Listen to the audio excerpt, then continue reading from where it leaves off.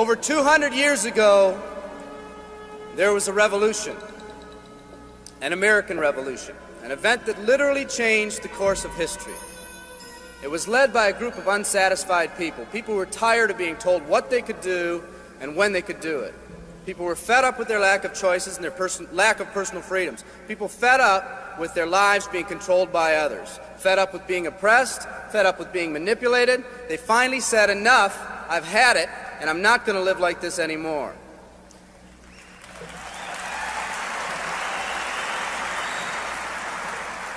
Our ancestors were people that took full responsibility for what happened to them. It was that spirit that ignited a country and formed what is now a giant in the free world. I have a question for you. Where's that spirit today? It's time for another revolution. Let me explain one of the laws of the universe. It's called the law of use, and it says simply this: whatever you don't use, you lose. Lack of use causes loss. Ambition unused declines. Faith unused decreases. If you don't use your skills, you lose your skills. If you don't use your freedom, you lose your freedom. Freedom does not come automatically. It's not attained and then handed down to us as an inheritance. It must be achieved each day. At the turn of the century, in the year 1900, less than 10% of us worked for other people or the government. Over 90% of us were self-employed. We were an independent people. In 1980, only 80 years later, over 90% of us worked for the other people or the government. Less than 10% of us were self-employed. We changed from an independent people to a dependent people. We'd slowly shifted from a people who took full responsibility for everything that happened to them to a people who've become talented and practiced at the art of blaming others for their problems.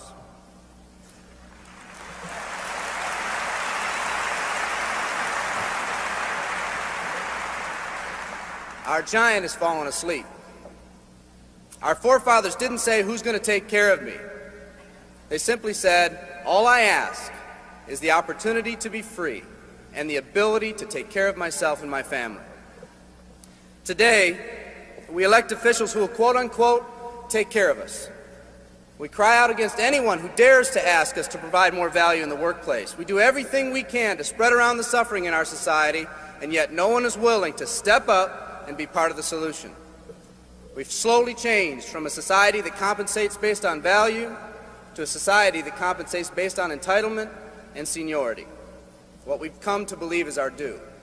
We act as if someone actually owes us a living. Part of this change is due to the dramatic rise of conformity in our society. We're all taught to conform. Incredible pressures are put on us every day to do things, quote unquote, the right way. And yet no one asks the question, is this really the right way? A man once said, I'm just a collection of mirrors reflecting what everyone expects of me. We live our lives to please those around us, and the scary thing is, the people around us are doing exactly the same thing. Psychologist Rollo May calls us outer-directed people.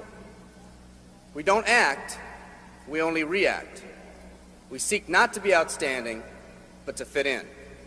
We're able to respond, but not to choose. Perhaps that's why a wise man once said, the mass of men lead lives of quiet desperation. In order to change, we need to become inner-directed people. People with our own purpose. People who are not easily swayed by the opinions of others. And that's difficult because from a very early age we look to the opinions of others to orient ourselves and to validate our decisions and our actions. Nietzsche said, we need more strong people in this world because the weak, by their sheer mass, are forcing weak ideals and weak values on us all.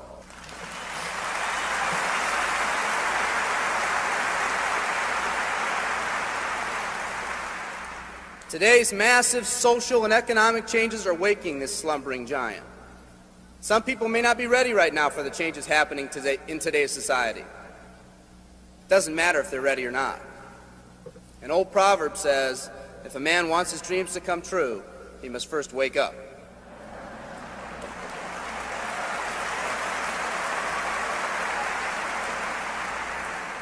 I, for one, am glad for the radical changes in our society because I believe that within that crisis, we will find that independent spirit that once pioneered this country.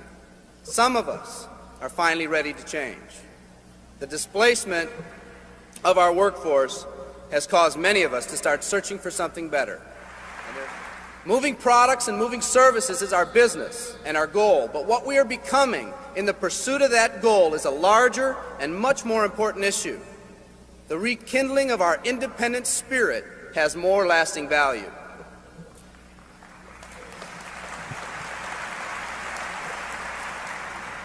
There's no more noble a business than the business that encourages the development of people.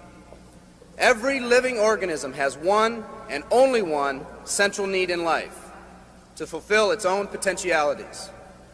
The acorn becomes an oak, the puppy becomes a dog, and that's all that's required of the oak and the dog.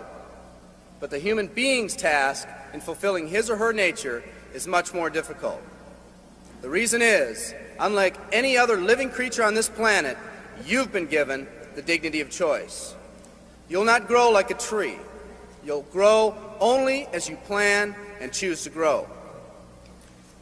When a person chooses to live, two things happen. First, assuming responsibility for themselves takes on a whole new meaning. They accept responsibility not as something they've been saddled with, but as something they themselves have chosen. The second thing that happens is that discipline from the outside is replaced by self-discipline. They accept discipline not because it's commanded, because they themselves have chosen what they want to do with their lives. Just like when the disenfranchised men and women over 200 years ago got fed up and said, "I'm not going to live like this one more day," there's another revolution coming. It's coming not just from Americans, but from people all over the world.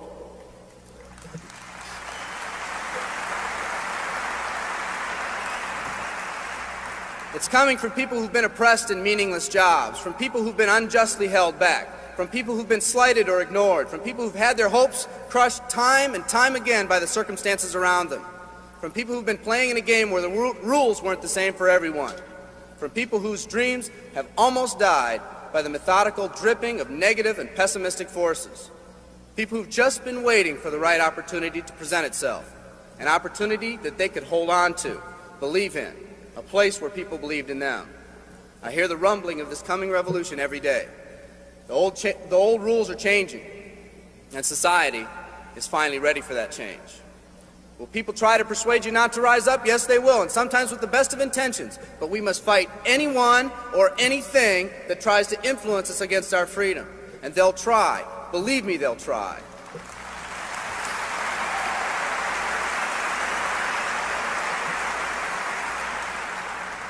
They'll try to suggest you off course, to nudge you off course, to distract you off course.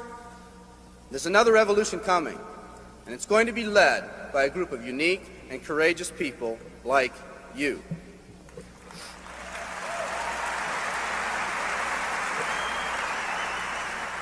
People who've had it with the way things are. People who've picked out their mountain in life and said, "I'm going to the top."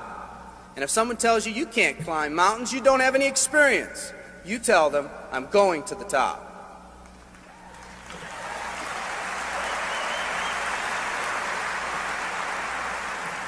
And if your neighbor tells you, "Come on, choose another mountain, that one's too rocky," what are you going to tell them?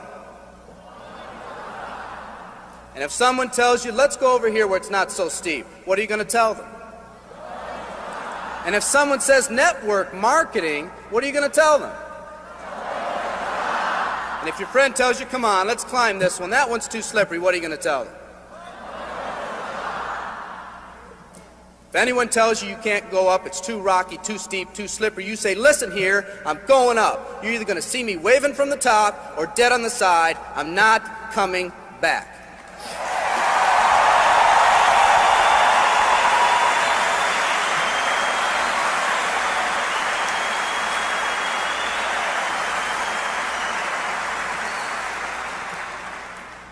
There's something about the do-or-die attitude. It's almost like when someone has a do-or-die attitude, time, fate, and circumstances seem to get together, have a hasty conference, and say, they say they're going to do it or die.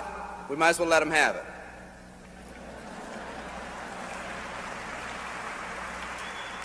The People in this arena are special. You're special because you've already rekindled that independent spirit.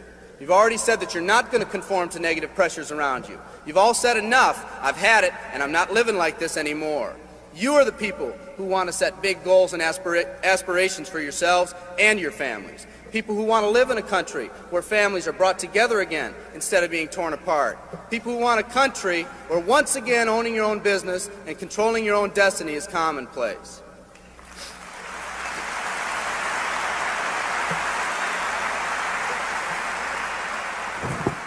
People who want a country where every man, woman, and child is treated with equal respect and dignity.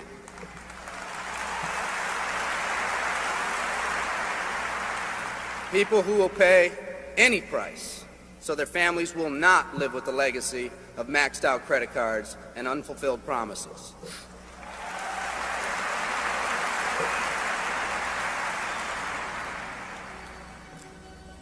Today, we stand at the genesis of a new revolution, and people like you are going to lead it. Theodore Roosevelt said these words decades ago, and I think they're particularly appropriate today. He said, "We see across the dangers of the great future, and we rejoice as a giant refreshed. The great victories are yet to be won. The greatest deeds yet to be done. I've dreamt of a company that can give us the opportunity to make these dreams come true by allowing us all to fulfill our own true potential. I love you all. Thank you very much."